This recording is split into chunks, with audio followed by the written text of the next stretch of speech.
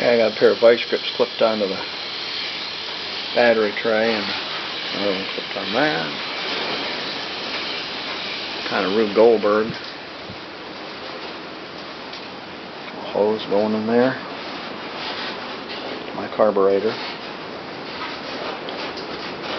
Got oil in the engine. Got oil in the transmission. Got my throttle set. Give her a choke. Not grounded. Fire in the hole.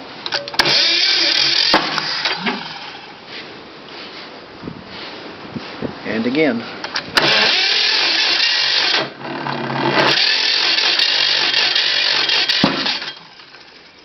Okay, we got some blasted going on here, so I might have the spark plug wires turned around. Let me try that.